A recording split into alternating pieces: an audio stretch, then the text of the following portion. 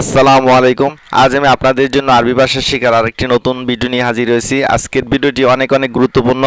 আজকের ভিডিওটি প্রথম থেকে শেষ পর্যন্ত দেখলে অনেক কিছু শিখতে পারবেন। চলুন আজকের ভিডিওটি শুরু করা যাক। আজকের প্রথম যে বাংলা বাক্যটি সেটি হচ্ছে আমি বলি। এর আরবি হচ্ছে আনাফি কালাম। আমি বলি, এর আরবি হচ্ছে আনাফি কালাম। 2 নম্বরে আছে আমি বলেছি। এর আরবি হচ্ছে আনা কাল্লাম তু।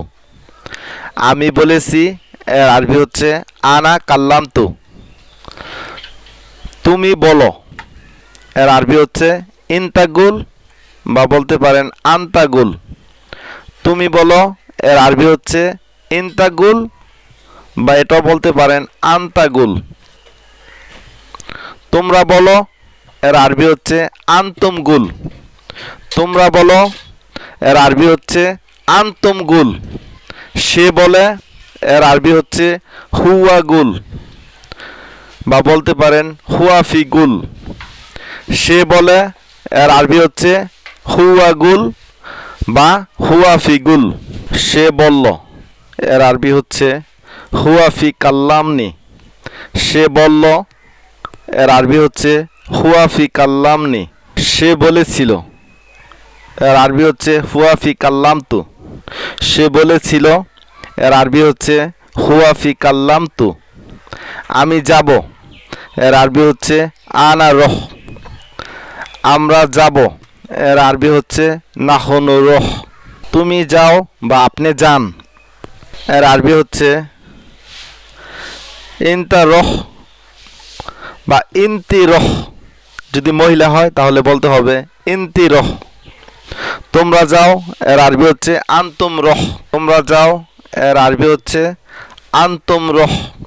সে যায়, এর আরবি হচ্ছে হুয়া রহ। যদি মহিলা হয় তাহলে বলতে হবে হিয়া রহ।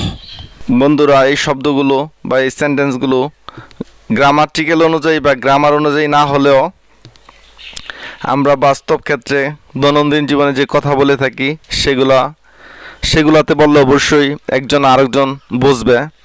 তো অবশ্যই আমরা কথাবার্তার ক্ষেত্রে এরকমভাবেই বলবো, কোনো সমস্যা হবে না। তো এই শব্দগুলো যদি আমরা নেগেটিভ বা নাবোধকভাবে বলি, যেমন আমি যাব না, তাহলে হবে আনা মাফি রহ। বিশেষ করে সাবজেক্টের পরে মাফি শব্দটি যোগ করে দিতে হবে। যেমন আমরা যাব না, নাহনু মাফি রহ। তুমি যাবে না, তুমি যাবে না, ইনতা মাফি রহ। তোমরা যাবে না, আন্তুম মাফি রহ। সে যাবে না, হুয়া মাফি রহ।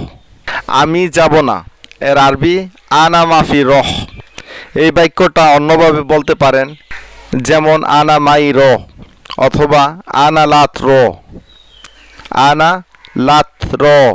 আপনি মাফির পরিবর্তে মাই বা লাত শব্দটি যোগ করতে পারেন।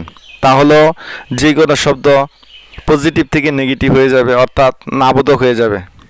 যেমন আমি স্কুলে যাব না, আনা মাফিরো মাদ্রাসা। আমি মাদ্রাসা যাব, আনা রহ মাদ্রাসা।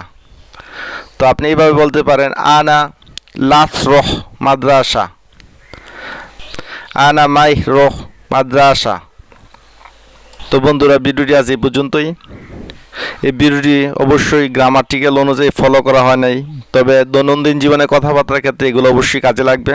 তো ভিডিওটি ভালো লাগলে অবশ্যই ভিডিওটিতে একটি লাইক দিবেন, বন্ধুদের মাঝে শেয়ার করবেন। আর যারা নতুন দেখতেছেন অবশ্যই সাবস্ক্রাইব করে আমাদের সাথে থাকবেন নতুন আপডেট পাওয়ার জন্য। অবশ্যই আপনাদের জন্য নিয়ে আসবো। সে পর্যন্ত আপনারা ভালো থাকবেন। See you next time. Tata, আসসালামু আলাইকুম।